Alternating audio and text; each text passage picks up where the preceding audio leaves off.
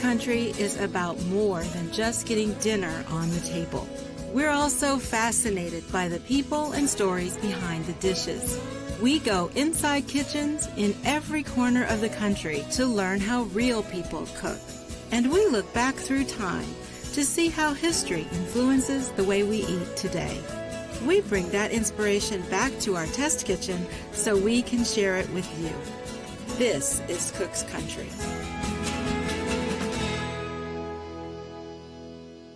Today on Cook's Country, Ashley makes Bridget seafood Fra Diablo. I share the story behind the name Fra Diablo. Jack has tips on when to splurge at the grocery store. And Christy makes salmon piccata. That's all right here on Cook's Country.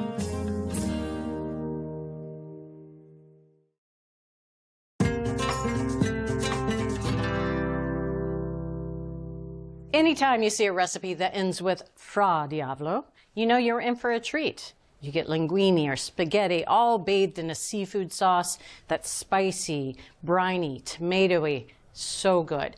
Now, it can be a real bear to make at home, and that's even if you're not using bear, but seafood. And Ashley's here. She's going to show us a great seafood Fra Diablo that we can make at home. Yes, absolutely. And best of all, it's a one-pan recipe. Awesome. So it's definitely one of those recipes that I never really did think to make it at home, because by the time I seek out the seafood and prepare it, I feel like restaurants would do it better until I made this recipe. Okay. It is super packed with flavor and it's very easy to put together. So naturally, let's start with the seafood. I've got some scallops, some shrimp, and some mussels. But these aren't just any scallops. These are what's called dry scallops.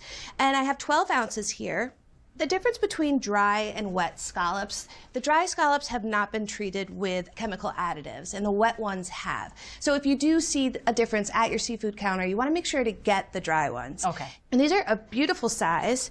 These are what's called the tendon. Other people call them the foot. Same difference. It's just what attaches itself to the interior of the shell. It can get tough, so what I like to do is I like to just peel it off. And for this recipe, one of the things I love about it is that everybody gets a good amount of seafood in each bowl. And that's because we're doing things like this, cutting the scallops in half crosswise. So there's no fighting in my house over the scallops. All right, now I have 12 ounces of the scallops. I also have 12 ounces of 2125 shrimp here. And I've gone ahead and peeled, deveined, and taken the tails off of most of them except for the two. So I'm going to transfer them in here because they're all going to hang out together in the fridge in a little bit. Okay, great. Now we have a few ways of shelling, deveining, and peeling shrimp, but one of my favorite ways is to use shrimp shears. Very smart. Thank you.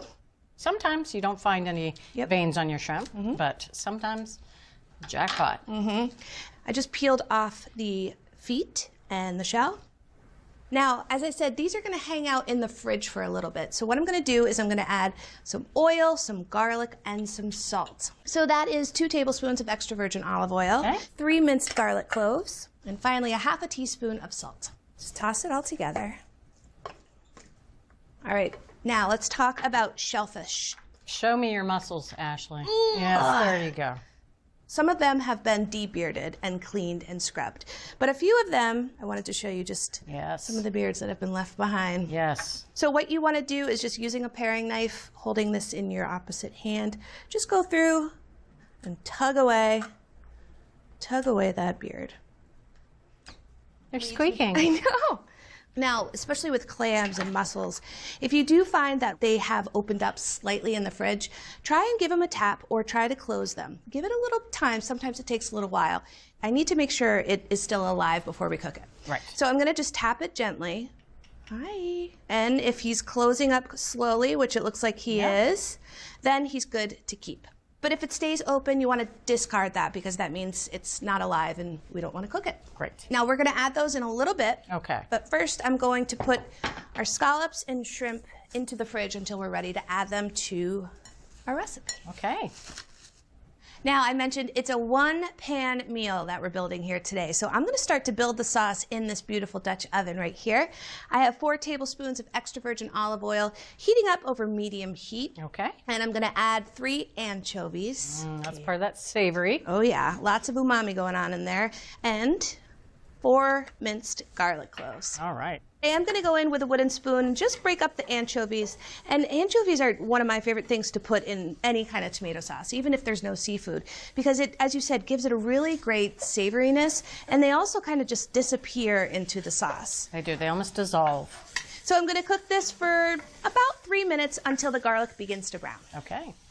So you can see the garlic is just beginning to brown. So now I'm going to add 3 tablespoons of some tomato paste, and 2 teaspoons of dried oregano, and red pepper flakes, because Fra Diavolo. It's got to have a little fire to it. Exactly. How much? This is actually 1.5 teaspoons, but if you don't love spice, you can back off on that a little bit.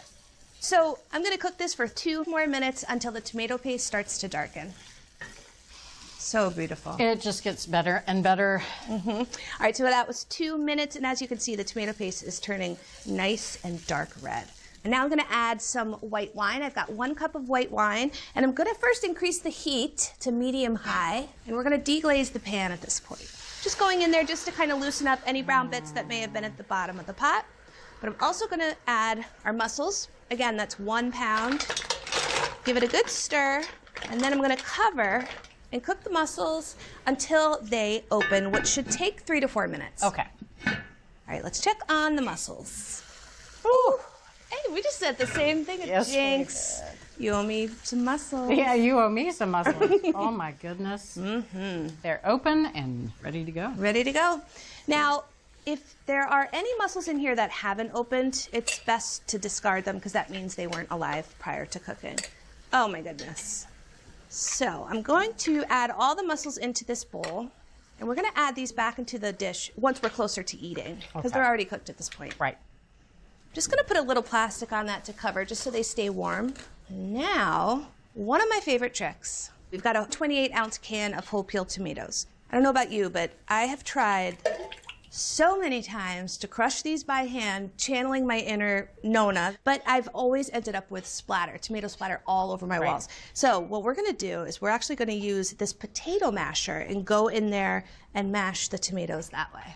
Very smart. And you're using whole tomatoes here because it's the right ratio of tomato solids to liquid, whereas if you buy a can of crushed tomatoes, there's a lot more solid tomatoes in there. Absolutely, yep. And then I have 8 ounces of clam juice, which is just going to help reinstate that clam flavor. Clamtastic. Clamtastic. And finally, a 1/4 teaspoon of more salt. Okay. So I'm going to finish mashing the tomatoes, and I'm going to increase the heat to medium-high, bring this to a boil. All right, now I'm going to add our pasta. I have 12 ounces, not 1 pound, 12 ounces of linguine pasta. So I'm going to add this directly into the sauce. And then using some tongs, I'm just going to go in there just to kind of get all the noodles submerged. Now, you don't want to cook the pasta fully at this point. You want to cook this about 2 minutes shy of what the cooking instructions say to do on the box.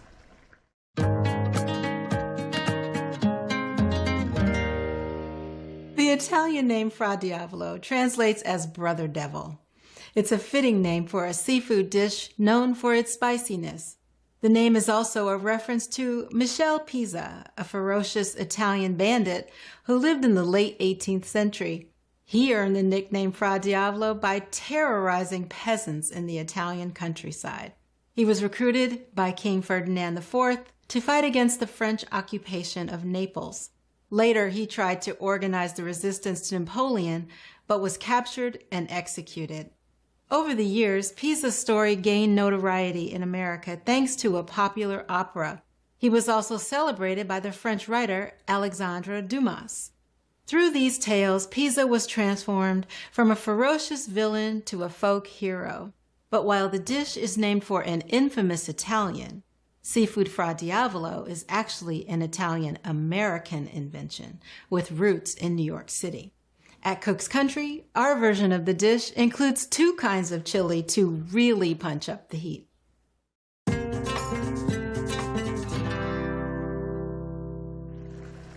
So we're about 5 minutes into the cooking here, and you can see it needs a little bit more liquid. So I have some hot water on hand, and for this recipe, you want to add about 1/2 cup of hot water at a time, because you can always add more, but you can never take away. And just make sure it's still submerged in the liquid, because as that pasta cooks, the starch gets released, and then the sauce is going to thicken. Now we're at that point 2 minutes shy of al dente. So you can see it does have a little bit of pliability. So because the scallops and the shrimp are really quick cooking, we're going to add them now at the end. And you know that the scallops and shrimp are cooked when they turn opaque. Okay. Again, that'll be about 2 to 3 minutes. We made it. Oh, looks beautiful. Yeah. I'm going to add just a few more things. I have a good amount of chopped fresh parsley. It's a ½ a cup. And now I have 2 tablespoons of chopped hot cherry peppers, plus a little bit of the brine. Absolutely. It's definitely part of Fra Diavolo. And our mussels from earlier. And then if there's any juice that is kind of collected at the bottom of the bowl, don't leave any of it behind. All right, now turn that heat off, because everything is done cooking at this point. Yeah. Gosh. I know. All right, let me just taste for seasoning real quick. Oh. Literally, my mouth is watering. I'm going to do a little twirl for you. A little food stylist in action here. Do you say scallop or scallop? Depends on how much I paid for it. Ooh, you got a mussel. Yes, I do. It smells like an Italian restaurant in here. The best kind of Italian The restaurant. best kind. And a little extra virgin olive oil to drizzle on top, along with a few more crushed red pepper flakes. All right. This is stunning. It's actually better than most of the Fra Diavolo dishes that I've had. This is just gorgeous. All right, I am mirroring you. So you're going for scallop first. So tender. I barely used a spoon. I just eat the side of a fork. That was melt in your mouth. Yeah. So tender. The pasta absorbed the sauce. Totally. That extra bit of garlic. And it's not raw, even though we did stir it in at the end with the shrimp and with the scallops. Not raw at all. Completely transformed. I'm going to go for a muskell. Yeah, me too. Gorgeous. This is so delicious. The acidity, too, from the brine and the cherry peppers that we stirred in at the end. This is a very, very special seafood Fra Diavolo. And a special person made it for me, so thank you. Thank you. If you want to try this absolutely gorgeous seafood dish at home, toss shrimp and scallops with garlic, stagger the cooking of the seafood, and cook the pasta right in the sauce. So from Cook's Country, the very best thing to come out of one pot, seafood Fra Diavolo.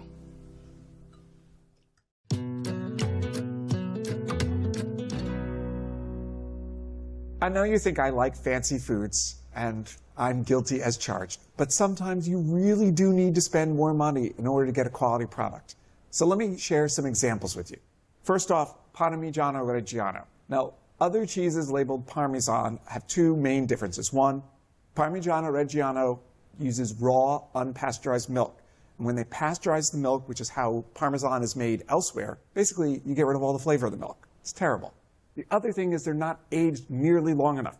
You can actually see the aging in this cheese. There are all of these crystals here that are indicating that it's aged at least 12 months. Honestly, I look for the 24-month, although 12-month is totally fine for aging. Second cheese here, another Italian favorite, Pecorino Romano. Now, a lot of Romano cheeses, pretty much all of them actually, are made with cow's milk. The real deal is made with sheep's milk. Pecora is the word for sheep in Italian. It really must be made with sheep's milk in order to have the real gamey, piquant flavor. When it comes to orange juice, fresh squeezed is always the best, but honestly, I'm never going to do that at 7 in the morning. The problem is most supermarket orange juices don't have much flavor. That is until we did a tasting and we discovered Natalie's. It tastes like fresh squeezed orange juice, and that's because it's squeezed and shipped pretty much immediately. A lot of the supermarket juices, they squeeze the juice and hold it in tanks for months or years, and then add all kinds of tricks to make it taste somewhat like fresh juice. Why not just start with something that's actually fresh? And more importantly, it is pasteurized at lower temperatures for less time, so it's got more fresh flavor. Yes, it will not last as long in the supermarket, so it's got a shelf life of weeks rather than months, but it's so delicious, it's not going to last that long in your fridge. In tastings of their lemonade and grapefruit juice, they won both of those tastings for the same reason. It just tastes like fresh squeezed juice. Next up, let's talk about syrup. And honestly, I'm not going to talk about pancake syrup because it's not worth eating. I mean maple syrup, the real deal. It is much more expensive, but it's much more delicious. Now, I will tell you, any maple syrup, you can buy the cheapest one you can find. They all are delicious. Probably the most important thing is to look for either the words dark or very dark on the label. I think those have the most flavor as opposed to golden or amber. Finally, some good news for those of you who want to save some pennies, and actually it's more like dollars. Totally fine to buy imitation vanilla extract. No one, including the people here in the test kitchen, is going to be able to tell the difference in a cookie or a cake if you use imitation extract. And all of the dollars that you save on buying cheaper extract, you can spend on better syrup, better juice, and better cheese.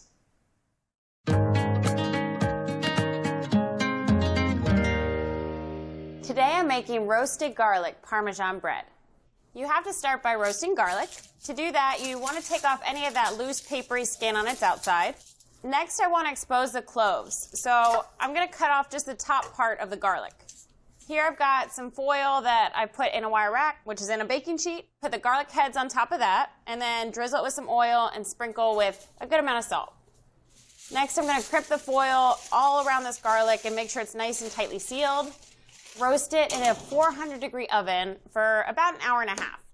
Can you smell it? Let the garlic cool 30 minutes, and then it's time to make the bread. I just need one head for this recipe, so I'm going to squeeze out the cloves from this one, and then I'll save this other garlic for something else. Mash the garlic with softened butter, Parmesan cheese, parsley, salt, and pepper until nice and smooth. I'm using Italian bread here, and I just need to cut it in half and smear that butter mixture evenly on the cut sides of the bread. Now I'm going to bake the bread until it's nice and golden at 400 degrees for about 15 minutes. Time to cut each slice into 8 pieces. It's so crispy and golden. Delicious and warm roasted garlic Parmesan bread. Some marinara sauce wouldn't hurt.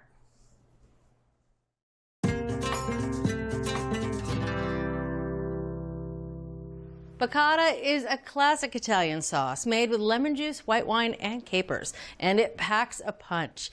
Now, traditionally, piccata is served with cutlets of chicken or veal, but today, Christy's going to show us something new.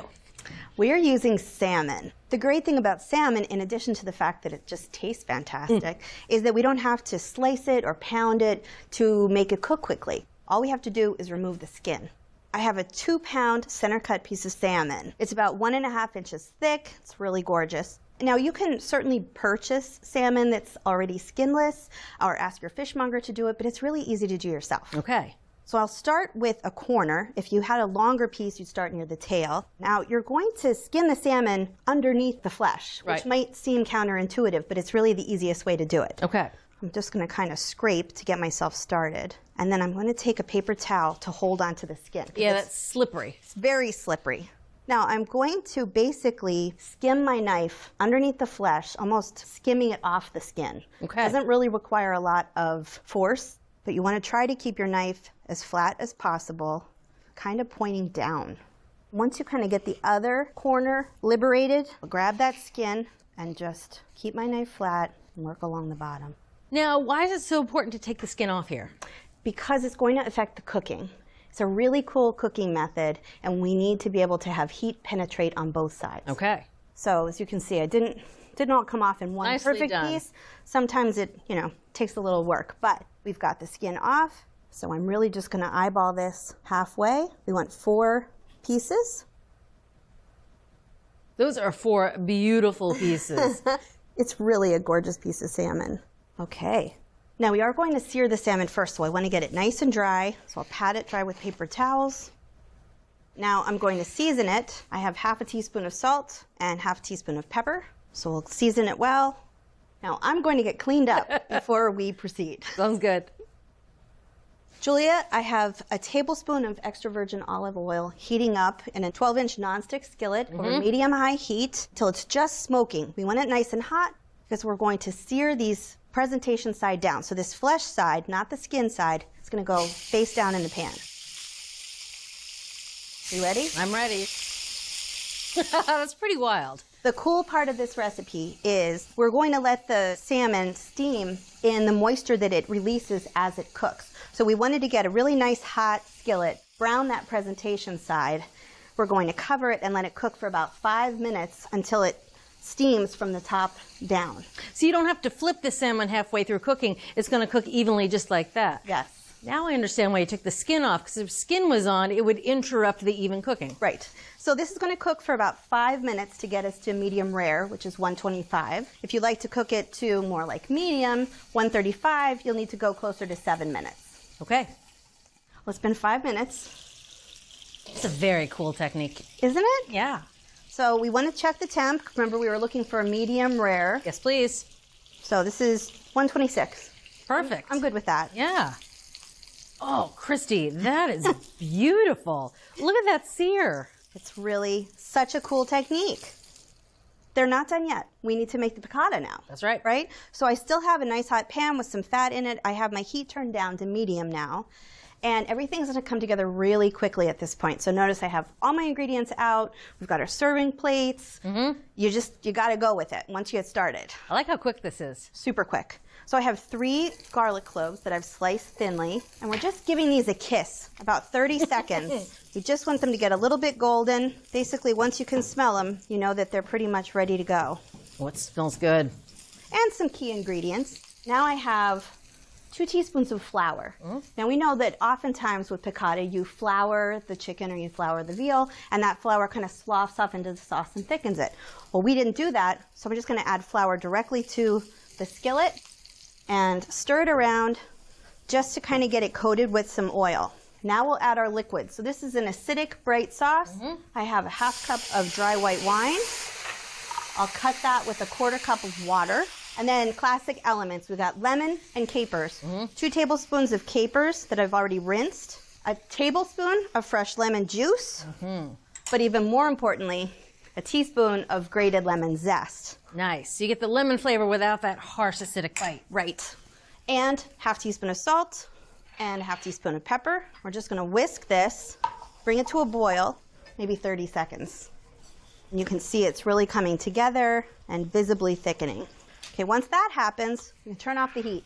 Now we'll add a little enrichment. I have 4 tablespoons of unsalted butter, cut it into pieces. We're going to add these one at a time off the heat, whisk each one in. Okay, last piece in. Oh, this smells so good, doesn't it? It looks delicious. Now, with classic piccata, you'd use parsley as a fresh note at the end. But to kind of marry classic piccata and salmon piccata, we're going to use some fresh dill. Oh, nice. This is 3 tablespoons of chopped fresh dill. And that's such a classic pairing with salmon.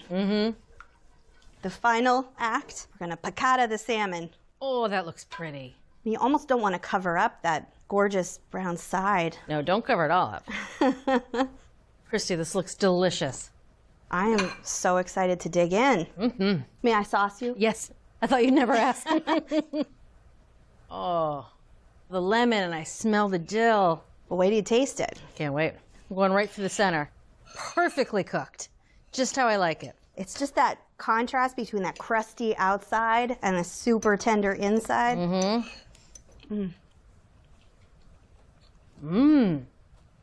That's delicious. The punchiness of that piccata sauce really cuts through the salmon. Even though we put butter in the sauce, it still is so bright and sharp that it doesn't feel heavy. And I'm impressed with how quick this came together. This is perfect for a midweek dinner. You can't snooze. There's no time. You have to be on your game. Christy, this is a lovely take on piccata. Thank you. No, my pleasure. So if you want to give salmon piccata a try, start by using skinless salmon. Cook the fish in a covered skillet and simmer the piccata sauce for just 30 seconds to preserve the lemon's zippy flavor. From Cook's Country, a brand new recipe for salmon piccata. You can find this recipe and all the recipes from this season, along with select episodes and product reviews at our website, cookscountry.com/TV. I'm definitely going to make this for the family.